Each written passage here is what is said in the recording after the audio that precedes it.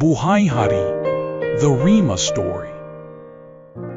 Dear Papa Dudut, magandang araw sa inyo at sa mga kabarangay natin na nakatutok sa Barangay Love Stories. Isa ako sa mga libu-libo ninyong tagapakinig at panatiko ng inyong programa sa radyo. At napasulat ako upang humingi ng payo sa mga kabarangay natin ang sitwasyon ko sa aking kapatid na si Edric.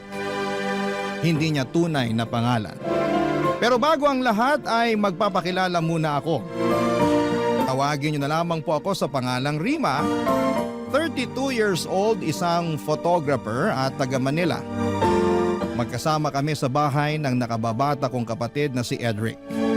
Nagtatrabaho sa abroad ang mga magulang namin at kahit gustuhin ko nang bumukod ng tirahan, ay hindi ko magawa dahil nakiusap sila na bantayan namin ng kapatid ko ang bahay namin dito nga sa Manila.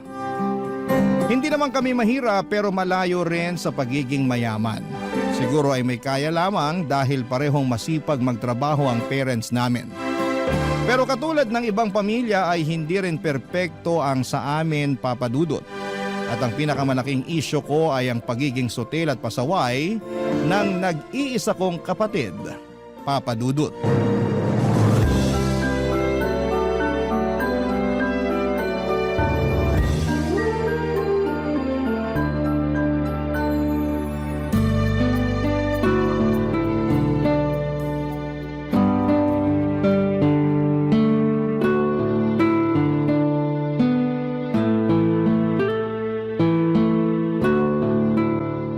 Kainis naman tong engot kong kakampi. Ay, takte! Bakit nawala ng connection? Ano nangyari? Nakuha mo pa magtanong? Di ba ba halata? Pinatay ko yung wifi. Anak ng tokneneng naman, Ate Rima. Bakit mo ginawa yun? Kita mo naglalaro ako.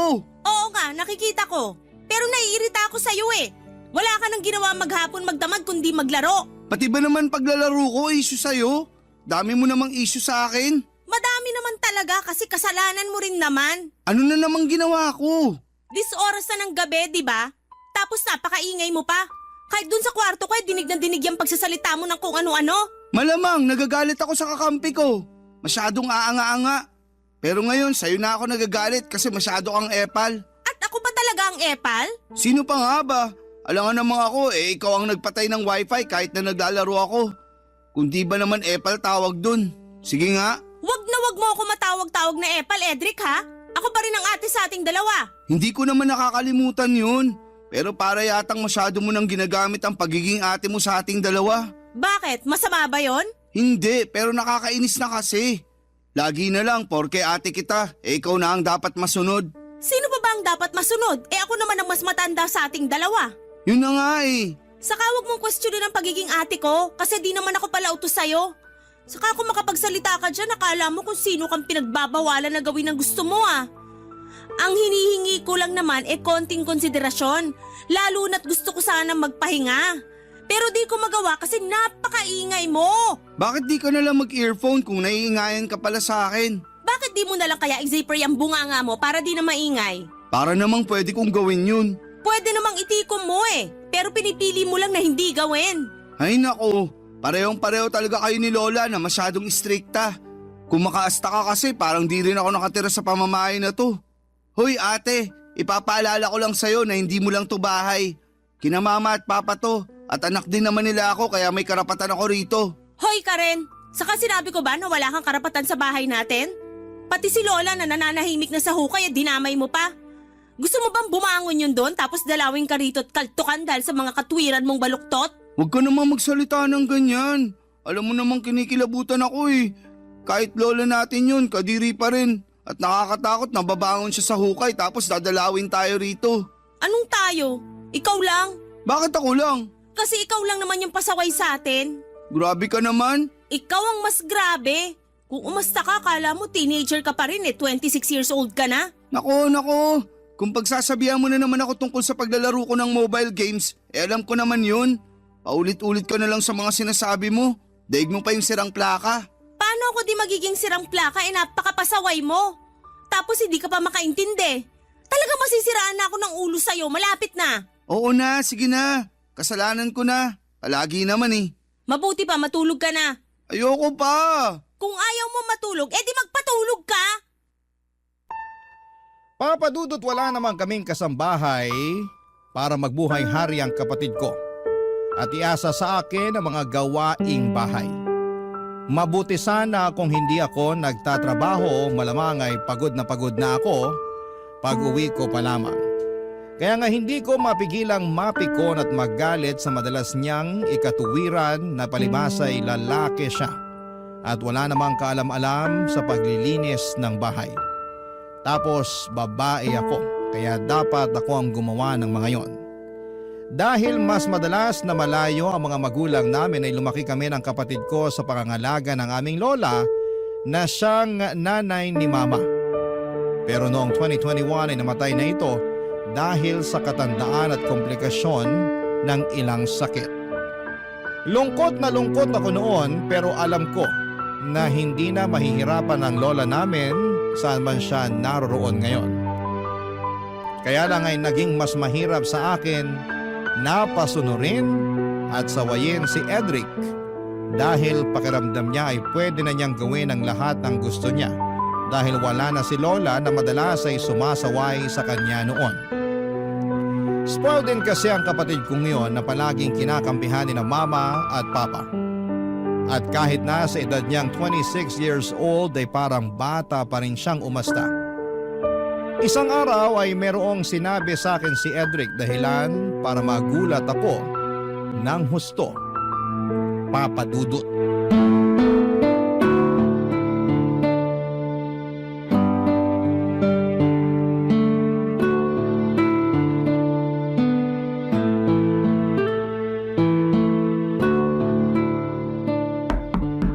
Bukas yan. Ate Rima, busy ka ba? Medyo. Marami kong ini-edit. Mamaya na yan. Usap muna tayo. Tungkol saan ba yon? Basta. Anong basta? Di ba pwedeng sabihin mo na ngayon? Pwede naman pero papasok muna ako sa kwarto mo, pwede? Pwede, pero hanggang dyan ka lang sa may pinto. Grabe ka talaga sa akin. O sige, dyan ka na lang sa likod ng pinto. Sa likod ng pinto? Eh di sa labas na yun. Ano ba kasing sasabihin mo? Sabihin mo na kaysa nagpapaligoy-ligoy ka pa dyan. Sinasayang mo lang oras mo, kita mong dami ko pang trabaho. Ate naman eh. Ano nga yon? Ano kasi? Huwag kang magagalit ha. Depende kung ano na naman yung ginawa mo. Sobra ka naman. Parang lumalabas eh. Wala na akong ginawang matino. Kung may matino ka mang ginawa, mabibilang lang sa mga daliri ko sa kamay. Pero kung kalokohan, kasutilan at pagiging pasaway, lagpas na sa lahat ng mga daliri ko sa kamay at paa. Kaya ano, sabihin mo na kung ano yung gusto mong sabihin. Sige, pero... Ay, bahala na nga. Pero gusto ko lang sabihin na magiging tita ka na. Ha? Sorry, pero parang nabingi yata ako.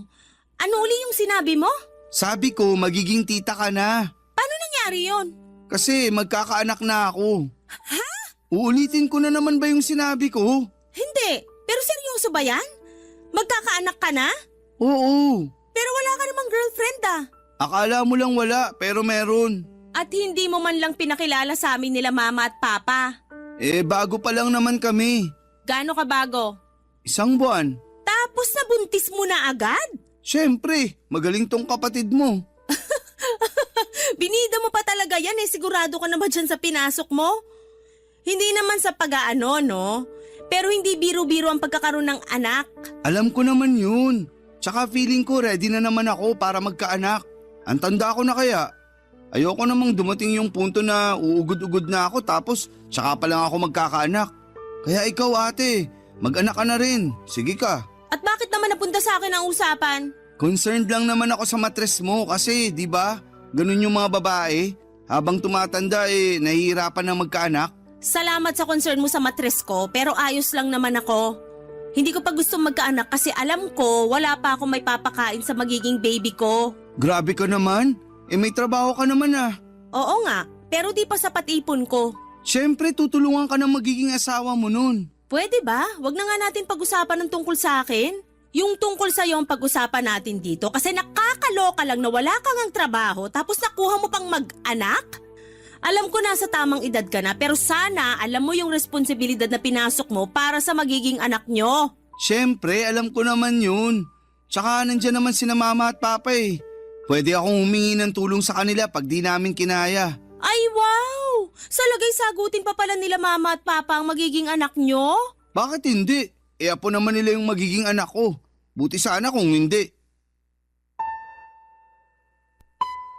Papa Dudut, alam ko naman na nasa tamang edad na ang kapatid ko para sa ganong bagay. Pero para sa akin ay wala pa siyang kakayahang magtaguyod ng pamilya. Kaya hindi ninyo ako masisisi kung nainis ako ng bahagya sa ibinalita niya sa akin. Sa huli, nalaman na rin ng parents namin ang nangyari at gano'n na lamang ang gulat ko dahil hindi man lang siya nasermonan ni na mama at papa. In fact, natuwa pa sila at excited dahil magkakaapo na raw sila. Sa kabilang banda ay napaisip ako kung ako lang ba talaga ang kontrabida sa pamilya namin dahil hindi ko kayang suportahan ang kaligayahan ng kapatid ko. Pero naisip ko rin naman na hindi ko siya hinahadlangan. Para saan, hindi ba? Ang akin lang ay gusto ko siyang mag-mature at mas maging responsable. Lalo na at magkakaanak na siya. Dapat ay matuto na siyang tumayo sa sarili niyang mga paa at hindi na palaging palaasa, Papa Dudut. Barangay Love Stories. Barangay Love Stories. Papa Dudut, simula pagkabata ay si Edric na ang paborito ng mga magulang namin. Sinasabi lang nila na pareho nila kaming paborito dahil mga anak nila kami pero ramdam na ramdam ko na mas higit ang pagmamahal nila sa kapatid ko. Nung una ay kinakalungkot ko yon pero sa huli ginawa ko na lamang inspirasyon ang bagay na yon para tumayo sa sarili kong mga paa. Buti na lamang, sa aming dalawa ni Edric ay ako ang paborito ng lola namin. Sa pagpapatuloy ng sulat ko ay hindi ka nagtagal, ay pinakilala sa amin ni Edric ang babaeng nabuntis niya. Masasabi ko naman na mabait ito kaya naman pumabor sa kanila ang mga magulang namin. At kahit na nasa malayo ay binigay nila sa kapatid ko at sa girlfriend niya ang basbas nila upang maikasal. Oo, ikinasal sila sa huwes at sa pag-uwi na lang daw ng mga magulang namin gaganapin ang kasal sa simbahan. Sa bahay namin tumira si Edric at ang asawa niya sa loob ng 6 na buwan ay pinakisamahan ko sila ng maayos, Papa Dudut.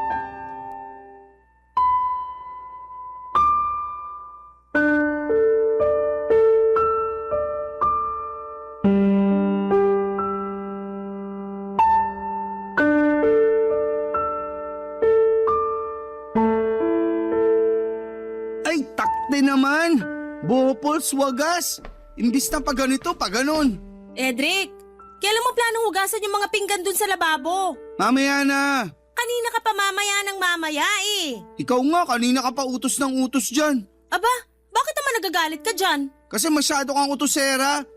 Sabi-sabi ka pa nun na di ka pala utos. Pero pati paghuhugas ng pinggan sa akin mo pa inaasa.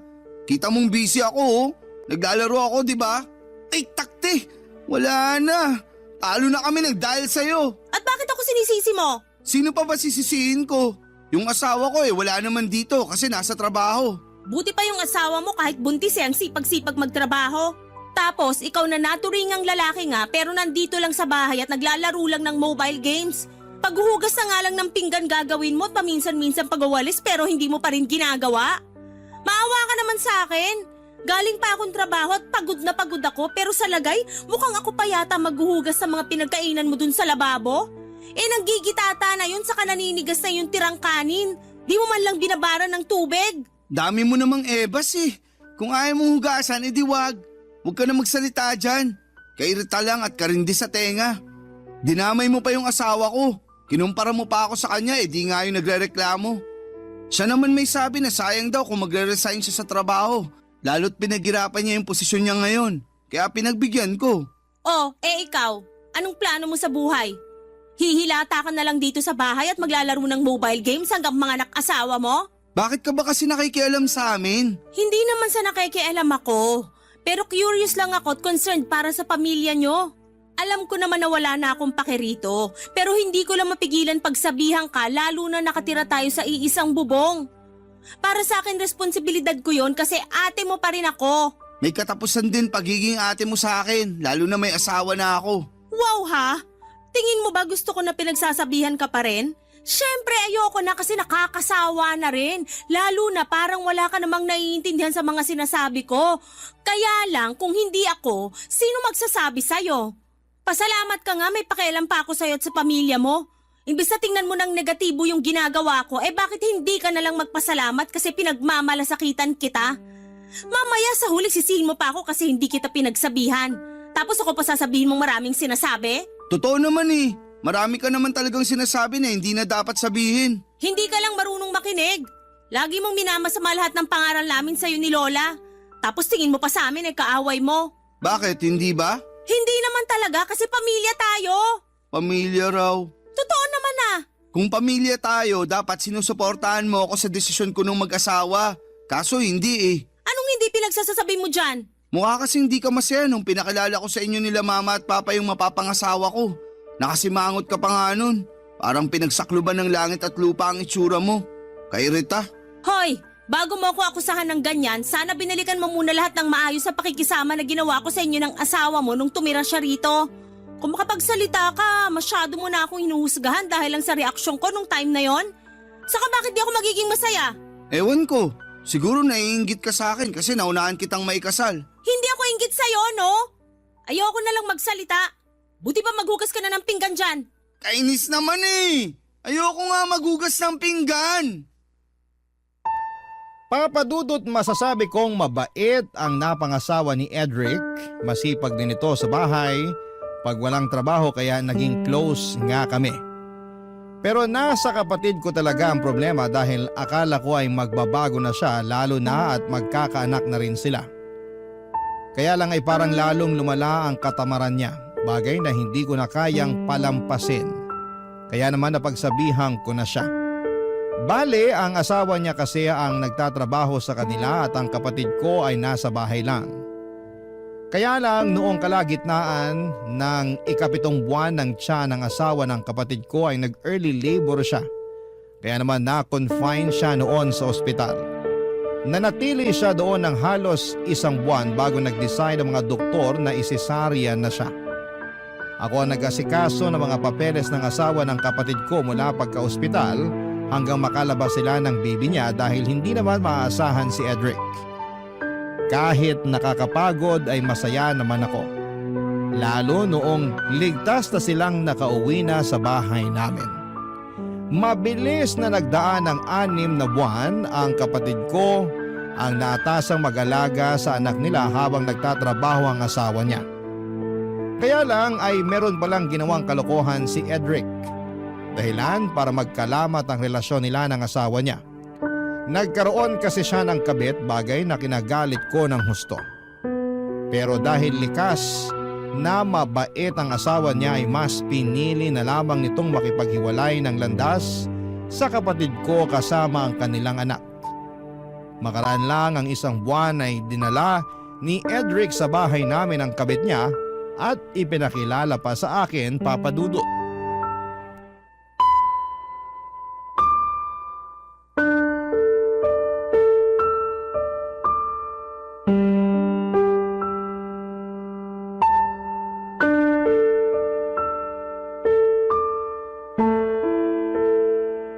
Ate Rima, siya nga pala si Abilene, girlfriend ko.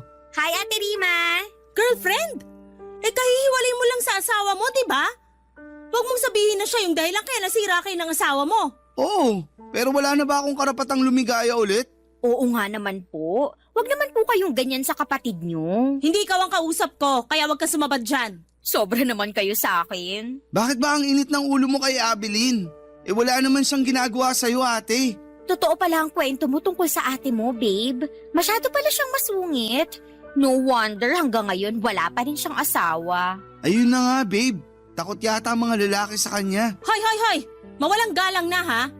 Pero kung pag-usapan niyo ako parang wala ako sa harapan niyo ah. Saka sandali nga lang, anong sinasabi mong kinuwento mo ako dyan sa babaeng yan? Magkukwento ka na nga lang, di mo pa talaga inayos, Cedric? Wala akong maisip na maayos na ikwento tungkol sa'yo kaya ayun na lang sinabi ko. Kung makapagsalita ka, akala mo kung sino kang perpekto? Mas malala pa nga sa akin yung ugali mo. Kung tungkol na naman sa katamaran ko at magiging pasaway yan, wala ka nang magagawa doon. Sina Papa at Mama nga, sumuko na lang kasasaway sa akin. Manawa ka naman, ate. Sawa na ako para sa kaalaman mo. Excuse me lang pero wag niyo naman akong itchapwera.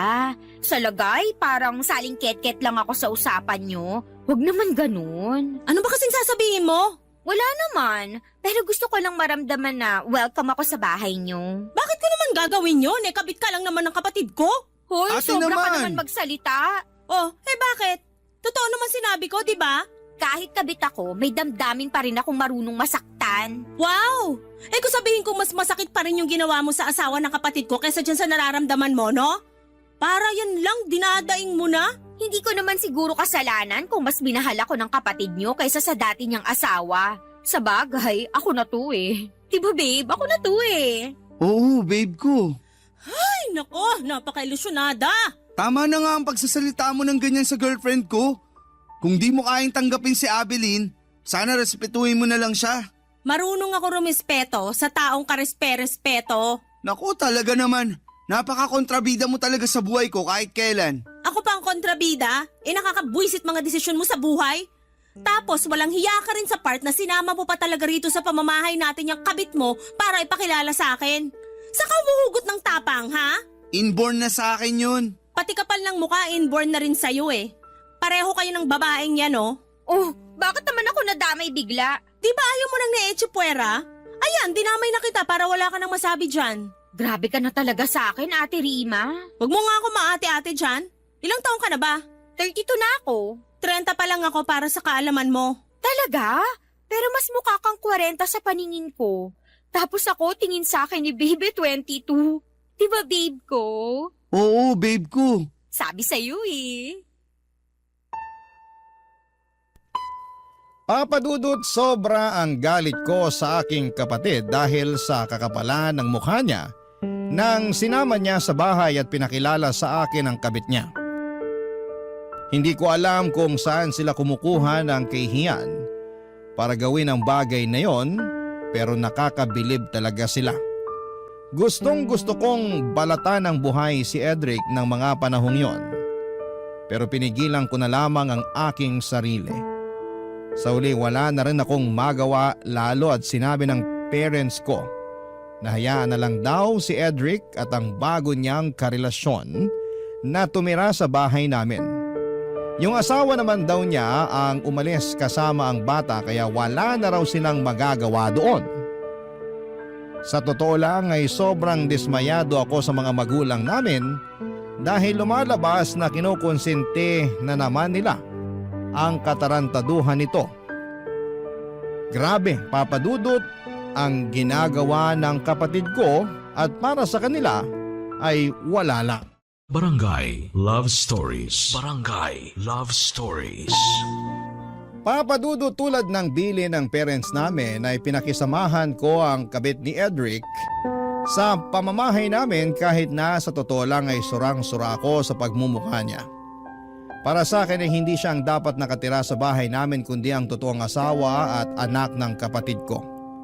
Alam ko na hindi ko na kontrolado ang mga nangyayari pero patuloy ko pa rin sinisisi ang kapatid ko dahil hinayaan niyang masira ang pamilya nila. Dahil walang trabaho si Abeline ay si Edric ang nagtatrabaho. Aaminin kong nagulat ako kasi kaya naman pala ng kapatid ko na magmanat ng buto at hindi lang umasa sa padala ng mga magulang namin. Nakakapanghinayang lang na sana'y noon pa niya yon naisip. Dahil nasa trabaho si Edric, ay si Abeline ang madalas maiwan sa bahay namin at kung wala naman ako sa studio ay sa kwarto ko ginagawa ang aking trabaho. Kaya naman hindi talaga maiwasan na mag-cruise ang aming landas ng kabit ng kapatid ko.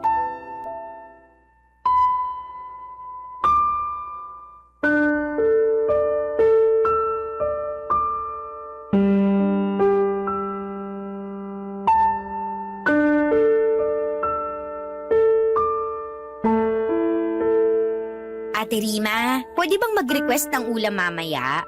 Kasi nagsasawa na ako sa purong isda. Ganun ba kayo rito sa bahay?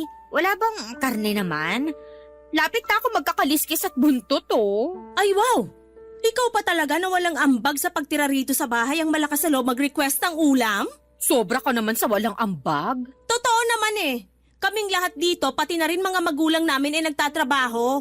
Ikaw lang ang buhay reyna rito. Bagay talaga kayo ng kapatid ko. Kasi nagbuhay-hari rin yan nun sa dati niyang asawa eh. Balita ko nga yung asawa ni Babe ang nagtatrabaho at hindi siya. Pero di yun uubra sa akin dahil gusto ko may provider's mindset ang lalaki. Para naman may pambubuhay siya sa amin ng magiging anak namin. Yun ang ideal man ko. Kung yan palang ideal man mo, sana sinama mo na rin doon na hindi pamilyado, yung lalaking makakarelasyon mo. Hindi ko naman siguro kasalanan na single ang pakilala sa akin ni Edric noon. Tapos nagkagustuhan na lang kami. Huli na nung inamin niya na may asawa at anak na pala siya. Oh, alam mo naman pala eh. Pero bakit pinagpatuloy mo pa rin ang pakikipagrelasyon sa kanya? Na-in love na nga kasi ako. At wala na akong magagawa kasi tumibok na yung puso ko para kay Edric. Wala raw magagawa. Ang sabihin mo, ginusto mo rin talaga na manira ng pamilya ng may pamilya. Bakit ka ba ganyan sa akin? Kailan mo ba ako hindi susungitan o iinsultuhin sa tuwing nag-uusap tayo, ha? Hindi porket ate ka ni Edric, akala mo hindi na rin kita papatulan. Dapat ko bang ipagpasalamat yung di mo pagpatol sa akin? Kilala kitang mahilig pumatol, lalong-lalo na sa may asawa. Bakit ba kasi tayo nakarating dyan? Nagre-request lang naman ako ng masarap na ulam mamaya. Kapal talaga ng mukha mo! Hindi ka kapalan ng mukha yun kasi may karapatan naman ako. Wawa? Anong karapatan yun? Ni magwalis ng sahig kahit ang dumi na at marami nang nagkalat na buhok ni hindi mo man lang magawa. Puro ka na lang higa, hilata at panay ka rin cellphone. Sa umaga di mo man lang mapaglutuan ng almusal yung kapatid ko kaya laging gutom bago pumasok ng trabaho. Di mo rin siya mahandaan ng pananghalian kasi tirik na ang araw pero naghihili ka pa sa higaan. Sinubukan ko naman ipagluto ng almusal si Edric, kaso nasunog ko lang yung itlog sa bacon kaya hindi niya na nakain. Tapos nung pinabaunan ko siya ng pananghalian, nagreklamo siyang hilaw daw yung kanin. Kaya ending, nag-order na lang siya ng makakain niya online. Simula nun, sinabi ko sa sarili ko na hindi na ako makikialam sa kusina niyo. Kaya pala pati paghuhugas ng pinggan ng mga pinagkainan nyo naman hindi mo pa magawa? Ano ba ako rito? Katulong nyo? Tagaluto ng pagkain nyo? Tagahugas sa mga pinagkainan nyo? Kasi kung oo, sobra namang kakapal ng mukha nyo. Huwag ka nang magalit. Pamilya naman tayo, di ba? Excuse me? Hindi tayo pamilya para sa kaalaman mo.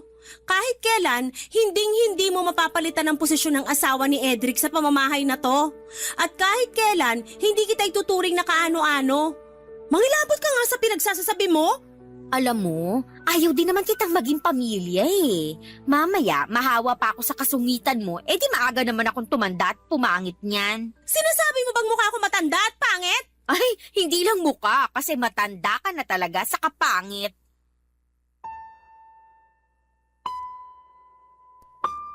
Papadudot wala akong masabi sa kakapalan ng mukha ni Abeline. Biglang bumalik ang lahat ng galit ko sa kanya dahil sa pagsira niya sa pamilya ng aking kapatid. Gusto ko sana siyang sabunutan ng mga panahong yon. Pero nagpigil pa rin ako dahil ayokong ibaba ang aking sarili na kapantay niya. Alam ko na maling magtanim ng galit sa isang tao pero hindi ninyo ako masisisi kung bakit ko nararamdaman yon ng mga panahong yon. Habang tumatagal ay nagiging masikip na ang pamamahay namin para sa aming tatlo, nina Edric at Abeline. At kahit na nagsabi na ako noon sa mga magulang namin na gusto ko nang bumukod, ay hindi nila ako pinayagan. Ayaw din naman daw kasi nila na maiwan lagi sa bahay ang kinakasama ng kapatid ko, lalo at nagtatrabaho ito. Wala akong nagawa sa pakiusap ng parents namin kundi ang sundin sila. Mabilis na lumipas ang isang taon, papadudot. Pinakisamahan ko ng maayos ang kinakasama ng kapatid ko pero hindi pa rin talaga mapigilan ang pagbabanggaan namin ni Abeline kahit na anong lawak ng pangunawa ko sa kanya, papadudot.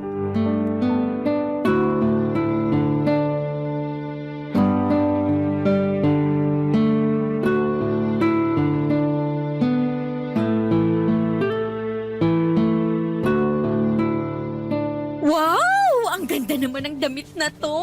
Tingin ko bagay sa akin to eh. Sukatin ko nga mamaya tapos paresan ko ng magandang sapatos at alahas. Grabe, fashionista rin pala tong ate ni Babe. Akala ko may sama nang talaga manamit. Anong ginagawa mo dito sa kwarto ko? Anong sinabi mo? Ako ba talaga ang gaga? Nagulat lang naman ako, ate. Huwag mo nga ako maate-ate dyan. Tsaka bakit mahawak yung damit ko, ha? Bitiwan mo nga yan! O ayan, binitawan ko na. Kalma ka lang. Para kang dragon na bubuga ng apoy anytime. Sana nga, dragon na lang ako para mabugahan kita ng apoy hanggang matusta ka. No, wag. Sayang naman ang pampaputing sabon at lotion na binili sa akin ni Babe. Kainis ang arte mo talaga. Ikaw naman, napakasungit mo. Hindi ba pwedeng nagandahan lang ako rito sa damit mo? Sa napadaan ako dyan sa tapat ng kwarto mo tapos bukas ang pinto. Kaya pumasok ka na at nangialam. Hindi naman pangingialam yon. Pangingialam pa rin yon kasi hindi mo naman gamit yan. Saka ang lakas ang loob mong pumasok sa kwarto ko. Paano kung hindi lang pala yung damit ko ang pinakialaman mo? Uy, hinay-hinay ka sa pananalita. Masama ang mambintang. At masama rin ang pumatol sa may asawa at manira ng pamilya. Alam mo, sumusobra ka na talaga sa mga pinagsasasabi mo sa akin. Hanggang ngayon ba naman hindi mo pa rin ako matanggap bilang parte ng pamilya nyo? Okay naman sa akin mga magulang nyo. Ikaw lang talaga yung may issue. Kahit kailan, hindi kita matatanggap na parte ng pamilya namin. Sana alam mo yan kasi pinasok mo nga yung ganitong sitwasyon. Saka wag mo na rin hinging respetuhin kita, wala ka naman nun. Sobra ka na! Nakakasakit ka na sa mga sinasabi mo. Dapat sa'yo sabunutan! Aray ko! Bitiwan mo ko! Hindi kita bibitawan kasi puno-puno na ako sa'yo! Ganon! Sige, magsabunutan tayo hanggang nawala ng buhang isa sa atin! Aray ko! Aray ko! Edric! Edric, tulungan mo ako! Patulong ka pa kay Edric! Pagbubuhuling ko lang kayo! Anong nangyayari dito? Tanong-tanong ka ba? Hindi mo ba nakikita na sinasabunutan ako ng ate mo? Ikaw kayang unang na nabunot sa atin! Mabuti pa tigilan nyo na nga yan. Para naman kayong mga tanga eh. Yang babaeng lang yan ang tanga dahil siya lang naman ang pumasok sa kwarto at nangialam ng mga gamit ko. Pagsabihan mo nga yan! Pagsabihan mo rin yung ate mo, babe. Kasi pinagbibintangan niya ako. Paano di kita pagbibintangan? Sige nga! Kahit nahubaran mo pa ako ngayon, wala akong kinuha sa'yo. Kung wala namang nawawala, mali naman yata na pagbintangan mo si Abilene, ate. So true ka dyan, babe. Sa ngayon wala pa. Pero anong garanti ako na hindi niya gagawin yon? Pumasok na nga siya sa kwarto ko at nakailam ng gamit ko, di ba? Bakit mo naman kasi ginawa yun, babe? Kasi, basta. Bastahin ko mukha mo eh. Babe, oh. Pwede ba, ate? Manahimik ka na nga dyan. Tagal-tagal na ni Abilene dito. Pero hindi pa rin mawala-wala yung issue mo sa kanya. Sumusobra ka na talaga. Isusumbong na kita kay na mama at papa. Ako ba talagang sumusobra? Kamusta naman kaya kayo ng kinakasama mong yan? Kung sumusobra na pala kami, bakit di ka na lang umalis dito sa bahay? Kahit gustong gusto kong umalis, ayaw naman nila mama at papa kasi wala na silang tiwala sa inyong dalawa. Pero grabe na talaga kasi malapit-lapit na ako masiraan ng ulo sa inyo. Alam mo, Edric, ikaw talaga may kasalanan nito eh.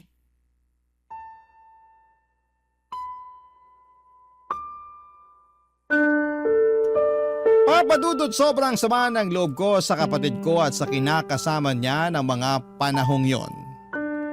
Hindi ko na sila mapakisamahan at nasusura na ako sa mga pagmumukha nila. At kahit na gustuhin ko mang umalis ay hindi ko magawa dahil ayaw kong payagan ng magulang ko. Sinubukan ko naman na tanggapin si Abilene sa pamilya namin pero hindi ko talaga kaya. At hindi ko na alam kung ano ang gagawin ko. Sana ay mapayuhan ako ng mga kabarangay natin kung ano nga ba ang dapat kong gawin. Pero tingin ko naman ay alam ko na. Sadyang gusto ko lang na may mag-push sa akin para gawin ng bagay na naiisip ko. Sa kasalukuyan ay buntis na ang kinakasama ni Edric at mas naramdaman kong lalong lumiit ang bahay namin para sa aming tatlo.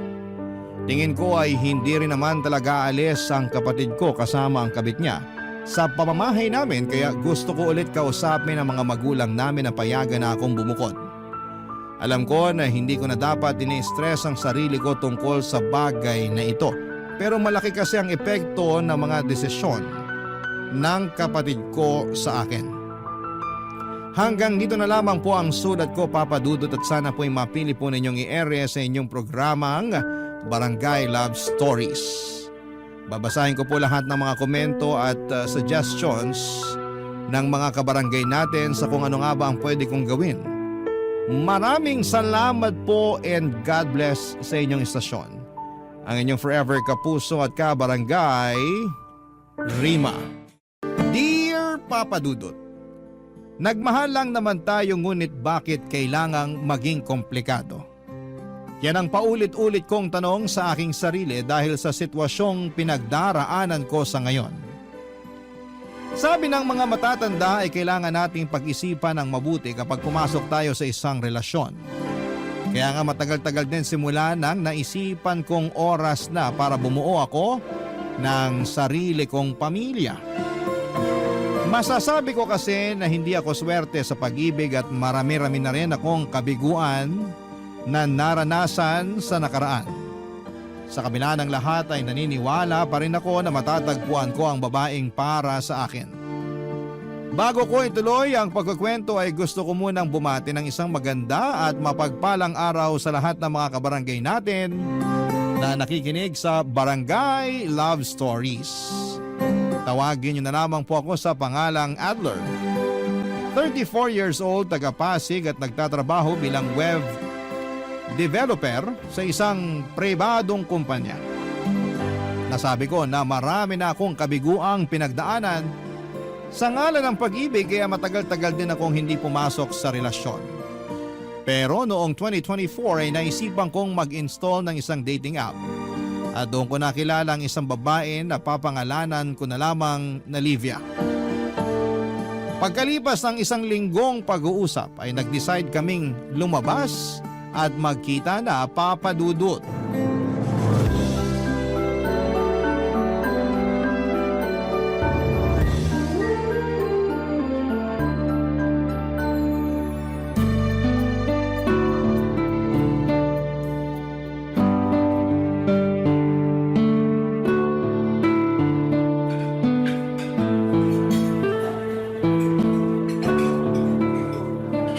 Ganda naman dito. Cozy ng ambience. Masarap and affordable din ang food. Malakas ang aircon at hindi crowded. In fairness, ang galing mong humanap ng date spot. Thank you, pero nag-search talaga ako online ng pwedeng puntahan dito sa Pasig. Thanks ulit kasi pumayag ka makipagkita sa akin. Nako, walang anuman. Thank you rin kasi ang effort mo. Napabilib mo ko. Nahiya tuloy ako. Huwag ka na mahiya. Ako lang naman to. Kung ganon, isa ka palang teacher? Tatanungin ko pa lang sana kung paano mo nalaman eh. Nakalimutan ko naka-uniform pala ako. Galing din kasi ako sa school. Kaya nga mas na-appreciate ko na pumayag ka makipagkita sa akin. Kahit na masyadong busy ang schedule mo. Bakit naman hindi? Maayos ka namang kausap. Saka gusto ko rin naman lumabas-labas gawa ng malapit na akong masiraan ng ulo sa pagtuturo. Kahit pala mahal mong isang bagay, dumarating pa rin yung punto na mapapagod ka. Burnout yata ang tawag doon, basta? Oo, totoo rin naman yan. Kaya thank you kasi niyaya mo kung makipagkita sa'yo. Walang anuman. Alam mo, naging masaya talaga ako nitong mga nakaraang araw na kausap ka. Bukod kasi sa may sense ka, mature ka rin. Bagay na hanap ko sa isang lalaki. Dami ko na rin kasing nakausap sa dating app na yon, pero puro isip bata. Tapos literal na mas bata pa sa akin, ayoko naman mag-alaga ng ganun. Buti sana kung anak ko sila, hindi naman. Sarili ko ang anak, hindi ko naaalagaan. May anak ka? Meron, at yun nga yung gusto kong sabihin sa'yo pag nagkita na tayo. May anak na akong lalaki. Bale, 14 years old na siya pero hindi nakatira sa akin kasi iniwan ko siya sa nanay ko nun sa probinsya. Maaga kasi ako nabuntis pero may pangarap pa ako makapagtapos ng pag-aaral. Kaya mula sa probinsya namin, naglakas loob ako lumuwas sa Manila nung nangailangan ng mananahi ang tiyahin ko sa patahian niya. Ura-urada yun pagkapanganak ko. Kumusta naman yung anak mo? Okay naman siya, pero may plano na nga akong kunin at dito na pag-aralin. Siyempre, lumalaki na rin yung anak kong yun at gusto ko naman siyang alagaan, lalo mahina na rin ang nanay ko. Tama rin naman yung desisyon mo, lalo anak mo siya. Oo, Kaya nga sinabi ko na sa'yo, para magkaroon ka pa ng panahon na pag-isipan kung gusto mo pa bang ipagpatuloy yung kung ano mang meron tayo sa ngayon. Kung gusto mong mag-level up, ganun, kasi syempre nasa dating app tayo, di ba? Ibig sabihin, naghahanap tayo ng partner. Pero kung ayaw mo naman, kasi nga may anak na ako, maiintindihan ko naman. Ayos lang din sa akin kung pagkakaibigan na lang ang may bibigay mo. Hindi ko na rin naman mababago ang nakaraan ko. Na-appreciate ko na sinabi mo yung tungkol sa anak mo. Pero hindi ko muna masasagot yung tanong mo kung gusto ko pa bang ipagpatuloy yung kung anong meron tayo. Pwede mo ba akong bigyan ng ilang araw para makapag-decide? Oo naman, wala yun. Go ka lang. Naiintindihan kita kasi kung ako yung nasa posisyon mo, hihingi rin ako ng ilang araw para makapag-decide. Hindi naman masama yun, lalo na naniniwala ako na gawain yun ng mga matatanda. Grabe naman sa matatanda. Oh, bakit? Hindi ba? I mean, mga adult, mga mature person, ganun. Alam ko naman ang ibig mong sabihin. Binibiro lang kita. Ay nako, may ganyan ka palang ugali. Akala ko seryoso ka lang, marunong ka rin palang magbiro. Marunong naman talaga, pero mas madalas nga lang na seryoso. Di bale, masaya naman ako makilalang iba mo pang ugali. Mabuti pa, kumain na lang tayo.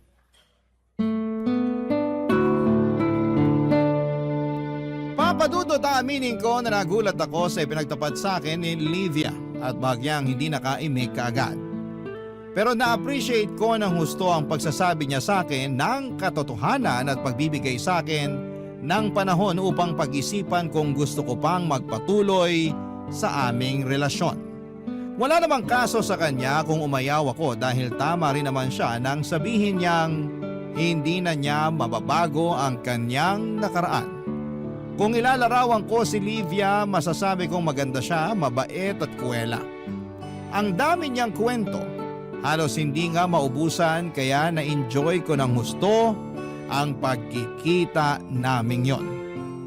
At kahit na nakakapanibago dahil noon lang ulit ako may kinitang tao, ay pakiramdam ko ay matagal na kaming magkakilala ni Livia. Siya kasi yung tipo na hindi ka maiilang kasama. Kumbaga'y komportable lang dahil marunong siyang makibagay at magaling magdala ng usapan. Sa pagpapatuloy ng sulat ko, tulad ng sinabi ni Livia, ay pinag-isipan ko kung gusto ko pa bang mag-level up sa aming relasyon. Yun bang higit pa sa pagkakaibigan ng turingan namin sa isa't isa?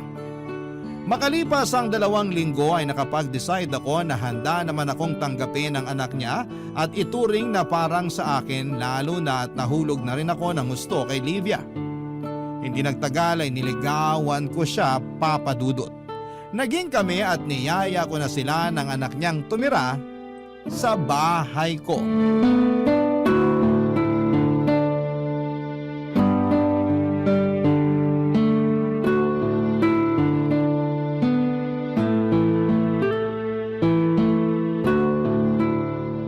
Han, pwede ba tayong mag-usap? Oo naman, tungkol saan? Sa anak mo. Bakit? May nangyari ba? Ewan ko, pero parang nahihirapan akong pakisamahan yung anak mo. Meron kasi siyang ugali na hindi ko maintindihan. Tsaka ginagawa ko naman lahat para mapalapit kami sa isa't isa. Kasi nga parang tunay na anak na rin ang trato ko sa kanya. Kaso siya yung mukhang ayaw eh. Hindi naman siguro sa ganun. Yun kasi yung nararamdaman ko. Buti sana kung ngayon lang nangyari to. Matagal na rin. Matagal na? Oo, Gaano na katagal? simula nung lumipat kayo rito. Akala ko ba okay naman lahat? Di ba tinanong ko pa nga sa'yo kung kumusta tayo? Yung setup natin, tapos sabi mo maayos naman. Akala ko totoong maayos kaso may issue ka pala sa anak ko. Hindi naman siguro issue ang tawag doon. Nagsasabi lang naman ako ng nararamdaman ko. Sige nga, ano bang ginawa sa'yo ng anak ko para maramdaman mo yan? Sinusupladahan niya ako. Hindi pinapansin. Di rin kinakausap. Pag nilalapitan ko siya para makipagbanding, lumalayo siya. Mas gusto niya pang kaharap yung cellphone o di kaya laptop niya. Yun lang naman pala eh. Akala ko kung napano ka na dyan. Anong yun lang naman pala? Hindi naman big deal. Kung sa'yo hindi, pues sa akin big deal yun. Siyempre gusto kong mapalapit sa anak mo. Ando na tayo. Pero nagbibinata na yung anak ko.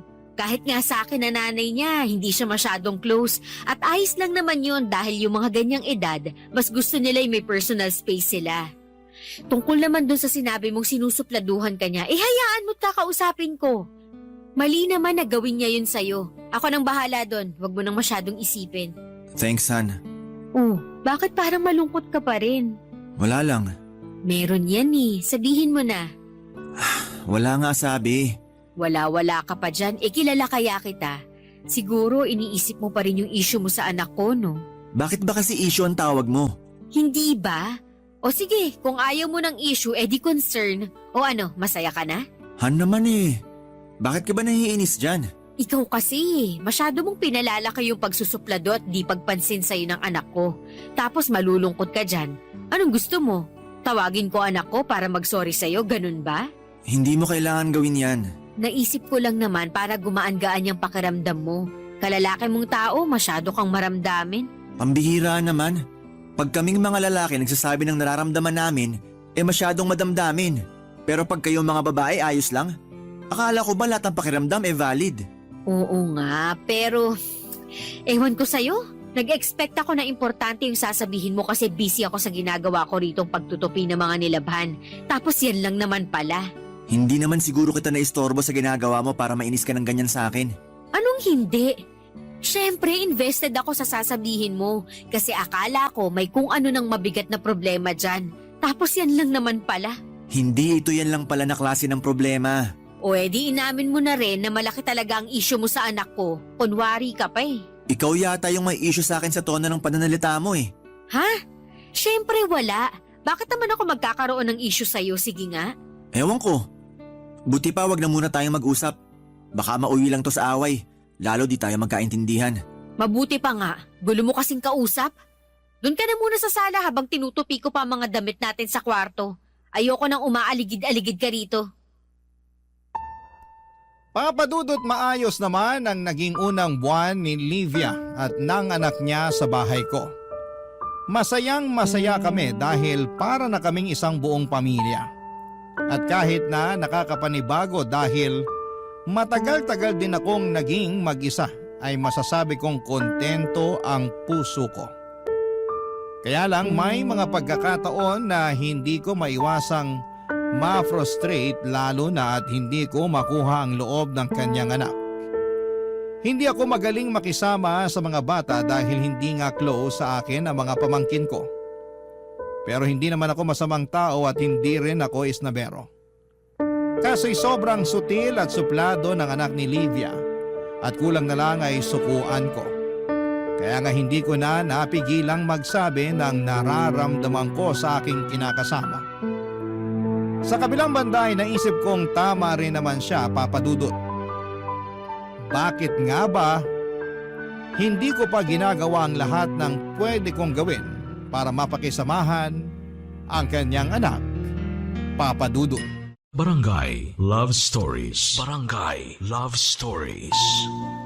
Papadudot, dahil mahal ko si Livia, ay sinubukan ko ring mahalin ang anak niya. Kaya naman ginawa ko ang makakaya ko upang magpakamagulang sa batang hindi naman ang galing sa akin.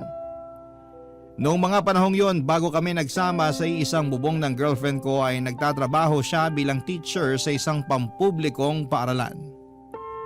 Pero nag-decide siya na mag-resign upang matutukan ang pag-aalaga sa kanyang anak.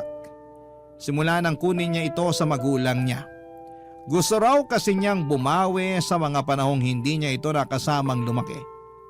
Bagay na hindi ko naman tinutulan dahil kaya ko naman silang buhaying mag-ina. Kaya nga nagpakaasawa at tatay ako sa maliit naming pamilya ni Livia at masaya naman ako sa sitwasyon naming yon.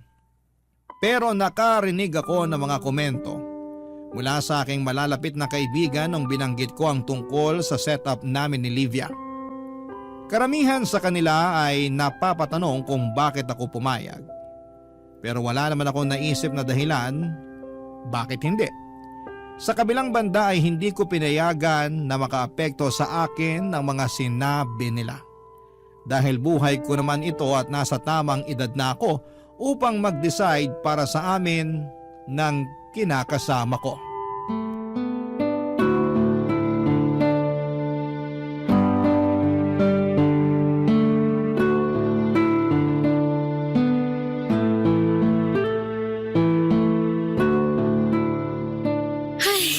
Naku, paano na to? Natatakot na ako. Natatakot Ay, saan?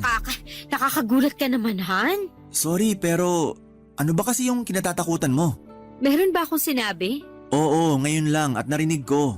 Naku, wala yun. Hayaan mo na. Han, may pera ka ba dyan? Ha? Bakit? Anong bakit?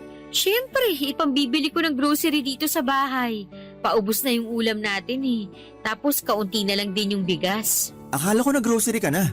Di ba binigyan na kita ng pera nung nakaraan? Oo nga, pero kulang yun. Paanong kulang sa Bakit ba ang dami mong tanong? Hindi ba pwedeng magbigay ka na lang? Para rin naman sa atin yun. Hindi naman sa ganon. Siyempre napapaisip lang ako kung bakit kinulang. Dati naman sobra-sobra pa nga sa pang-grocery natin yung pera na binibigay ko. Dati yun. Ano akala mo, hindi tumataas sa mga bilihin? Palibasa, wala kang alam kasi hindi ikaw ang nag-grocery. Huwag ka naman magsalita ng ganyan. Totoo naman eh. Bakit ka ba kasi naiinis? Nagtatanong lang naman ako. Dami mo kasing tanong, ayaw mo na lang magbigay. Magbibigay ako. Pero gusto ko lang malaman mo na hindi ko naman pinupulot ang pera. Sinasabi mo ba na inaaksay ako sa kung saan yung perang binibigay mo? Wala akong sinasabing ganyan. Bakit ba ang layo na ng narating ng usapang to? Ang hirap sa'yo, lagi mong minamasama mga sinasabi ko. Intindihin mo muna kaya pinanggagalingan ko bago ka magsalita ng ganyan. Nakakasakit ka na eh. Tapos ako pa sasabihan mong madamdamin. Sorry na, okay? Masyado lang akong frustrated. Halata nga. Pero mali naman na sa akin maibuntun yung frustrations mo. Kaya nga nagsusorry na ako. Ano pa bang gusto mong gawin ko? Lumuhod ako at magmakaawa sa'yo na patawarin mo ko? Hindi. Pero gusto kong sabihin mo sa akin yung dahilan kung bakit ka nagkakaganyan. Alam kong may nangyari kaya sabihin mo na sa akin. Ha naman eh, kailangan mo pa ba talagang malaman? Oo, kasi paano kita matutulungan, di ba? Sa bagay, pero baka kasi magalit ka sa akin. Kilala mo ako na pasensyosong tao. Pero mas magagalit ako kung hindi mo sasabihin. Sige na Han, sabihin mo na. Susubukan kong intindihin ano man yan sa abot na makakaya ko. Ang totoo kasi, kaya nagkulang yung budget natin kasi pinambayad ko ng utang yung kalahati dun sa perang binigay mo. Ayaw ko naman sanang gastusin dun kaso wala na akong pera eh. Saka tinatakot na nila ako na kailangan ko na raw magbayad dahil kung hindi, idedemanda nila ako. Kaya napilitan ako tapos ngayon nagfa-follow up ulit sila. Akala yata ng mga tukmol na yun marami akong pera. Sandali. Utang saan? Sa kakilala ko, hiniram ko yun nung may trabaho pa ako. Binabayaran ko naman kaso nga nawalan ako ng trabaho, di ba? Pero bakit ngayon mo lang sinabi sa akin ang tungkol sa bagay na yan? Wala lang, saka sabi ko nga nababayaran ko naman noon. Kaso ngayon na-delay na. Hindi rin naman lahat kailangan mong malaman. Yun lang ba yung utang mo? Ang totoo, meron pa akong ibang utang. Han naman! Huwag ka nang magalit sa akin. Inutang ko naman yun nung hindi pa tayo magkakilala eh. Mali ko lang, hindi ko na-anticipate na hindi ko pala lahat mababayaran. Mahirap talagang bayaran kung maraming pinagkakautangan mo. Wala namang masama kung umutang ka eh. Pero isa-isa lang. Akala ko ba hindi ka magagalit sa akin? Hindi naman ako galit pero... Hindi nga galit pero hinuhusgahan mo naman ako. Ay nako, lahat na lang talaga may sinasabi ka. Ewan ko sa'yo, Han.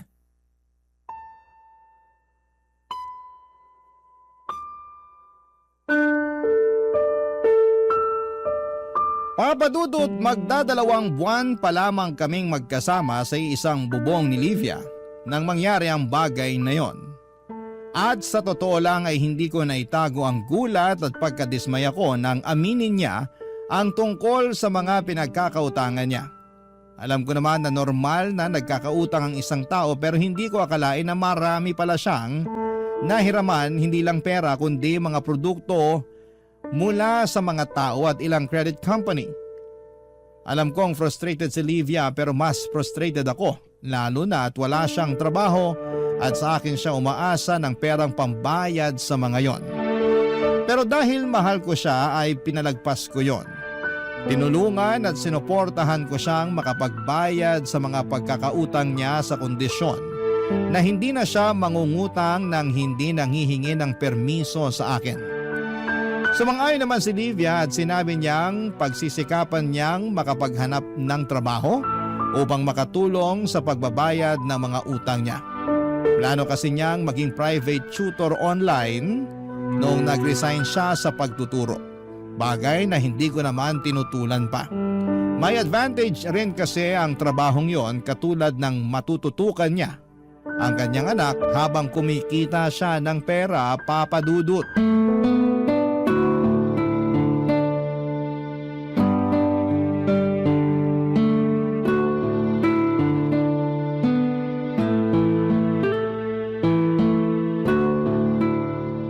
Han, nakakaingit naman yung kaibigan ko sa Facebook. Bakit? Kasi nakapagbakasyon sila ng pamilya niya doon sa Maldives. Grabe, ang ganda-ganda pala doon, no? Base sa mga picture at video na nakita ko at napanood ko tungkol sa Maldives, oo, maganda nga doon. Sana balang araw makapagbakasyon din tayo doon. Nako, siguradong mahal ang biyahe papunta doon. Hindi naman masamang mangarap eh. Saka pangarap ko talaga makapag-beach. Marami namang magagandang beach resort dito sa atin. Meron tayong Boracay. Ayoko doon. Masyado nang nilaspag ng mga tao, artista, foreigner o influencer. Kahit hindi pa ako nakakapunta sa Boracay, nagsasawa na akong panoorin yun sa social media. Saka gusto ko yung bonggang-bonggang beach na hindi pa napupuntahan ng iba kong friends sa Facebook. Kung gusto mo talagang pumunta sa Maldives, baka abutin pa tayo ng ilang taon sa pag-iipon. Di ba may credit card ka naman? Bakit kaya hindi mo muna utangin yung pera na gagastusin natin papunta doon? Hindi haabot ang credit limit ko. Tsaka sinasabi ko sa'yo na masyadong mahal ang gagastusin natin. Kung gusto mo talagang mag-beach, dito na lang sa Pilipinas. Ano ba yan? Kuripot mo naman? Ako pa talaga ang kuripot? Nakikipagtawaran lang naman ako sa'yo. Sinabi ko bang hindi tayo magbi-beach kung talagang gusto mo? Sa imposible talaga yung gusto mo na mag-Maldives tayo. Di mo ba yun naiintindihan? Naiintindihan naman, lalo ikaw lang ang may trabaho sa ating dalawa tapos may mga utang pa akong binabayaran mo rin. Ayan naman pala Tapos gusto mo pa ako mangutang para lang pambakasyon natin. Parang hindi naman yata wais yun, Han. Malulubog tayo niyan Ay, sorry na. Masyado lang yata ako nainggit sa kaibigan ko kasi buti pa siya nakapag-enjoy at naipasyal ng asawa niya sa magandang lugar katulad ng Maldives. Huwag mo naman sana akong ikumpara sa asawa niya. Hindi ko naman pinupulot ang pera na ginagastos natin. Hindi naman kinukumpara at hindi ko rin sinasabi na pinupulot mo ang pera. Masyado kang malisyoso Sinabi ko lang naman yung nararamdaman ko. Alam ko, pero sana naisip mo rin kung ano na lang ang mararamdaman ko. Pambihirang buhay naman to. Kailangan pa pala kita munang isipin bago ako magsabi. Baka sa susunod, kimkimin ko na lang tong nararamdaman ko tapos madepress ako. Bakit naman kailangan umabot sa ganun? Totoong senaryo lang naman tong pinag-uusapan natin. Ewan ko kung bakit umabot sa ganun. Siguro kasi masyado ka lang praktikal na wala sa lugar. Ako pa ang wala sa lugar? Sino kaya ang hindi pinag-iisipang mabuti ang mga utang niya? Ako ba yung pinariringgan mo? Sino pa ba? May ibang tao pa ba rito bukod sa ating dalawa? Ewan ko sa'yo, nakakainis ka. Nakakainis ka rin. Kasi ngayon ko lang nalaman na masyado ka ring maluho. Tapos daig mo pa yung batang nagtatantrums kapag di na pagbigyan ng gusto mo. Hayaan mo, pag ako nakapagtrabaho, pag-iipunan ko talaga yung pang Maldives ko. Tapos hindi kita isasama. Maiwan ka rito at mag-inggit ka sa mga magagandang picture na isasend ko sa'yo sa messenger. Okay lang naman sa akin na maiwan dito. Dahil di ako mahilig mag-beach. Oo nga pala, introvert ka nga kasi. May masama ba sa pagiging introvert? Wala. Pero kung ako sa'yo, labas-labas din para makisalamuha sa ibang tao. Sige ka, baka magulat ka na lang year 2030 na tapos akala mo 2024 pa lang. Ewan ko sa'yo, Han. Hindi na kita naiintindihan. Buti pa, maliligo na muna ako para mahimasmasan. Ang gulo mo kausap. Hindi nagtagal ay nakapag-tutor na si Livia at nagsimula na siyang kumita ng pera. Pero ako pa rin ang nagbabayad ng bills namin at sumasagot sa grocery. At kahit wala siyang ambag ay hindi ko na yon kwenestyon dahil marami rin siyang binabayarang utang. Pero hindi pa rin maiwasan na magkaroon siya ng lapses sa pagbabayad lalo at napupunta sa pagbili ng kung ano-anong material na bagay na madalas ay hindi naman niya kailangan. Ang perang kinikita niya ay nauubos lang. Sa huli ay sa akin pa rin bumabagsak ang lahat ng bayarin. Habang tumatagal ay pakiramdam ko ay pabigat ng pabigat ang pagdadala ko ng buhay kasama si Livia at ang kanyang anak. Bukod kasi sa kanya ay sobrang hindi ko talaga mapakisamahan ang batang yon. Palasagot, hindi makausap ng matino kasi puro kasarkastikuhan ang alam at hindi rin marunong gumalang sa mga nakakatanda sa kanya. Ewan, Papa Dudut, pero umabot na ako sa punto na parang ayoko na silang uwiang mag-ina sa sarili kong pamamahay. Barangay Love Stories. Barangay Love Stories. Papa Dudut, malapit ko na tuloy isipin na tama ang mga kaibigan ko nang sabihin nila sa akin na hindi magandang ideya na minadali ko ang pakikisama sa babaeng may anak. Ibang usapan na raw kasi kapag may batang involved tapos ay hindi ko pa kasundo. Parang mabigat kasama sa bahay, which is totoo naman. Bukod doon ay umasa ako na pagsasabihan ni Livia ang anak niya katulad ng sinabi niya sa akin noon, pero hindi naman niya ginawa yon. May isang beses na sinabihan niya ako na bata yon at dahil ako naman ang nakatatanda ay hayaan ko na lamang at ako na lamang daw ang mag-adjust. Doon ko nga na-realize na hindi pala biro ang pagkakaroon ng anak, lalo na kung hindi mo kasundo at mapasunod. May mga paraan akong naiisip pero ayoko namang gawin dahil baka ibang maging interpretasyon ni Livia. Baka isipin niya inaaway ko ang anak niya kahit gusto ko lang namang pagsabihan o sawayin. Pansin ko kasi na kahit sutil ang anak niyang yon, ay mahal na mahal niya. Mas pinagtatanggol pa nga niya kesa sa akin, kaya alam ko na hindi niya ako kakampihan kahit na magunaw man ang mundo. Isang araw ay merong nangyari dahil upang pagdalunan namin, yon ang husto ng kinakasama ko, Papa Dudut.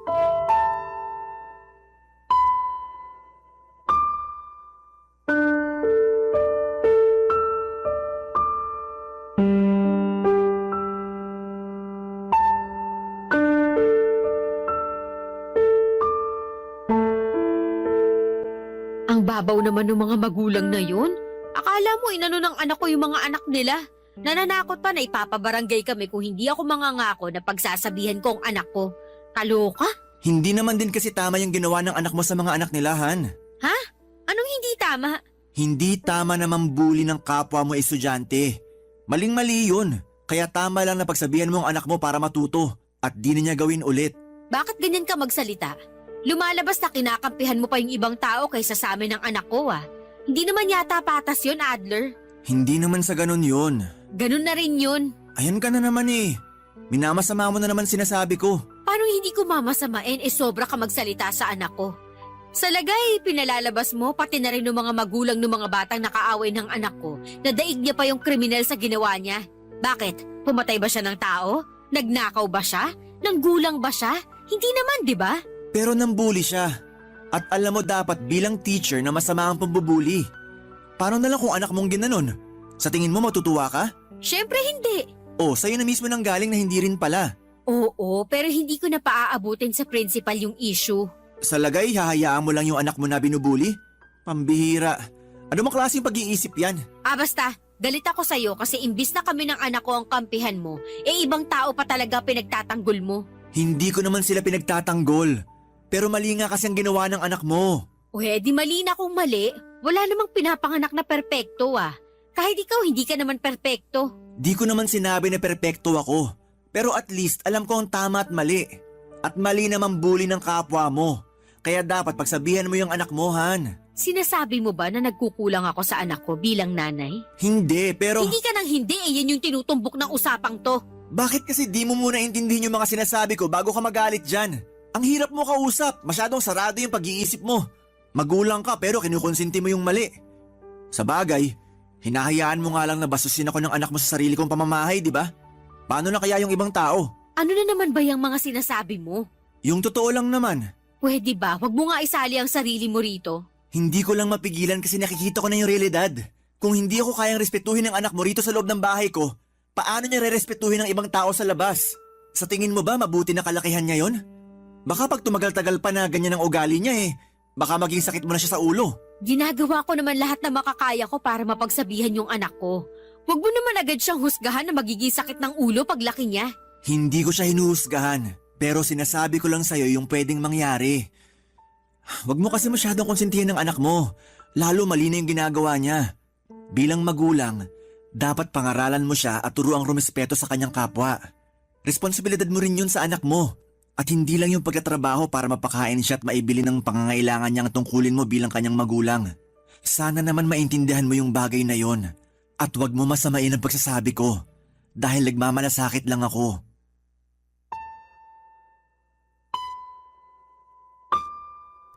Papadudot, hindi ko akalain na ako pala ang mas lumabas na masama kahit na yung anak naman niya talaga ang mali sa ginawa nitong pambubuli. Hindi ko rin mapigilang madismaya sa asal ni Livia noong kinampihan niya pa ang anak niya at kinonsinte sa ginawa nito. Ilang araw din kaming hindi nagpansinan ng kinakasama ko pero nagkabatire naman kami, Papadudot. Katulad ng dati, pinagpasensyahan ko sila at pinalagpas ang mga nangyari. Kaya lang pakiramdam ko sa araw-araw na lang na nagdaraan ay nababawasan na ang pagmamahal ko kay Livia. Paulit-ulit kasi ako nadidismaya sa mga desisyon niya sa buhay. Sa ugali niya at sa pakikitungo niya sa akin. Isama niyo pa yung anak niya na kay bata-bata pa pero napaka-barumbado na. Isang beses nagsuggest ako na ipa-counseling niya ang kanyang anak pero na-offend si Livia. At sinabihan ako ng pagalit na hindi raw baliw ang anak niya para gawin ang mga bagay na yon. Nasabi ko na lang tuloy sa sarili ko na suko na ako at gusto ko na lamang kumawala sa aming relasyon. Papadudot.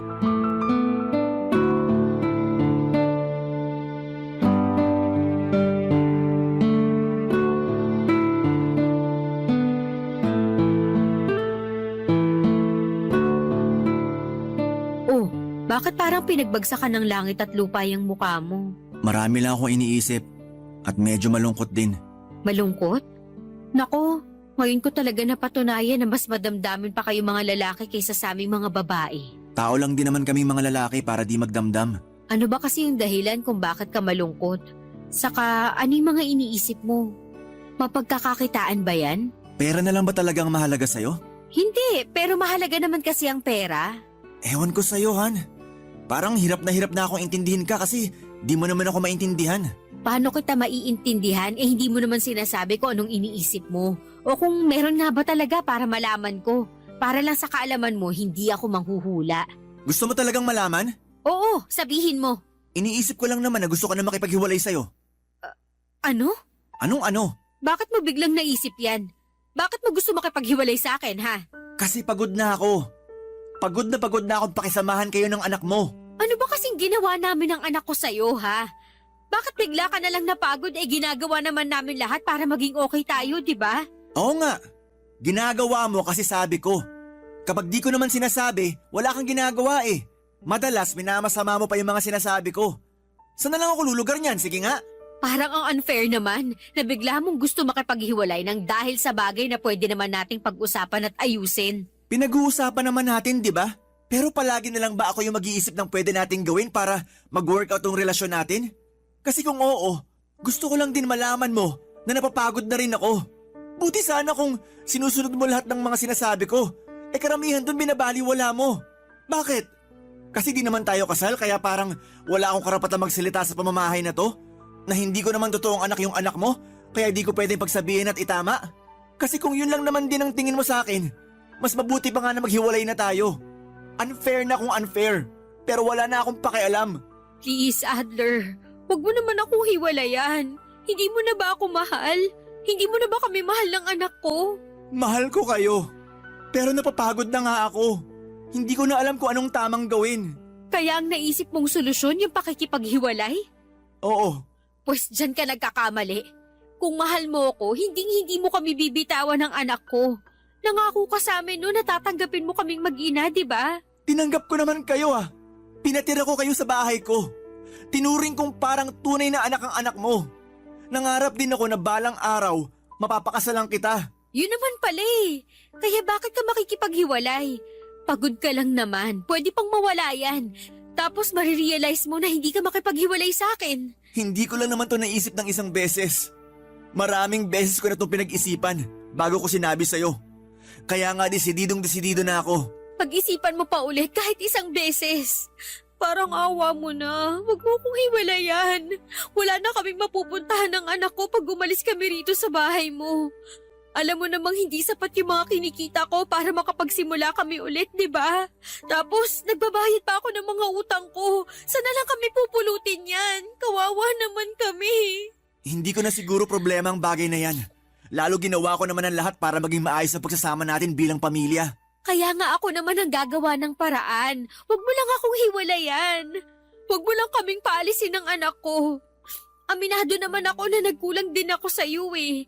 Sa atin kasi mas nananaig yung ugali ko, yung pride ko, kaysa intindihin yung mga pangangailangan mo. Kaya pangako ko sa iyo na magbabago na ako at pagsasabihan ko na rin yung anak ko. Gagawin kong lahat para maging mabuti na bata siya. Bigyan mo lang ako ng isa pang pagkakataon. Nakikiusap ako sa iyo.